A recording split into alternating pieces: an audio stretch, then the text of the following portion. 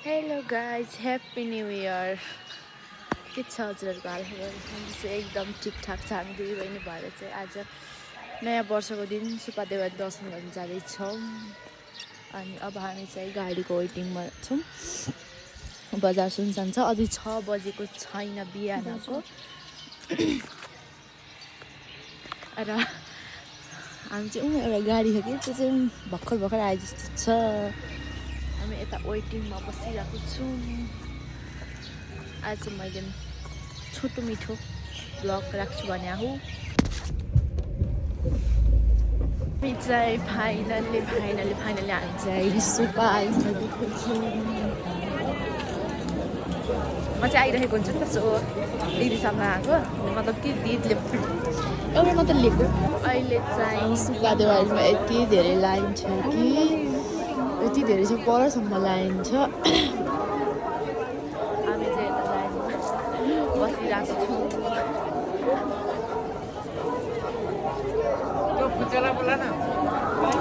हामी अझै पनि छौँ गाइस। हामी चाहिँ पूजासुजा गरेर आइसक्यौँ बाहिर। फोटोसोटो त्यस्तो खिच्दिनु मान्छे भएनन् हाम्रो चाहिँ। र अझै हामी घर फर्किनु लाग्यो, पूजासुजा गऱ्यौँ। अहिले समथिङ 8 बज्नु लाग्यो। अनि फेरि अब यहाँ हामी गाडीको वेटिङ, अनि आउने बेला गाडीको वेटिङ, अहिले पनि गाडीको वेटिङ गर्दा गर्दै भाग छ। हामी चाहिँ यहाँ उभिरहेको छौँ। हामी चाहिँ गाडी नपाएर हिँड्दै यत्रो बाटो पार गर्दै हामी आएको छौँ यो खाँची जाने बाटो नि। र किनकि हामीले एउटा गाडी पाउनु त्यो गाडी रहेछ है। गाडी छोडेर गयो हामीलाई। हामी रह्यौँ बिचल्लीमा गाइज।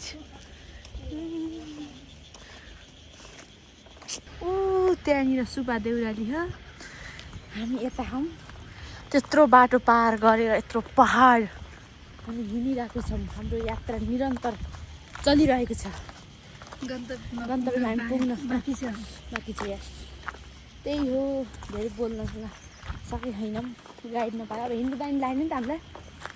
त्यो कारणले गर्दा झन् हामी छिटो बिहान पनि पार्किङतिर एउटा गाडी आएको, त्यो पनि पार्किङतिर रहेछ। मलाई यो जिन्दगीले चोट दियो गनी भन्दा थियो जसले चोट त्यही त भन्दा थियो जसले मलाई गनी त्यही होइन र कहिले चोट दियो कहिले चोट दियो पराई भनी।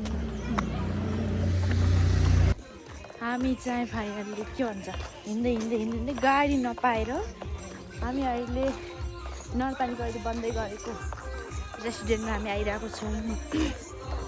कस्तो छ हजुरहरू पनि यो फाइनल यो के भन्छ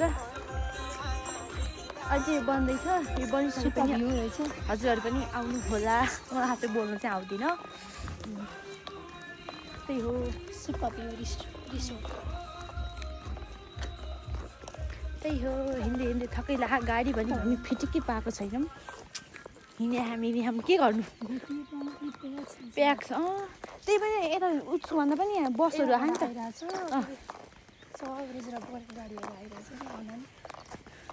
हामीले गल्ती गऱ्यौँ कि हामी नि स्कुटी दौडेर आउनु पर्ने थियो।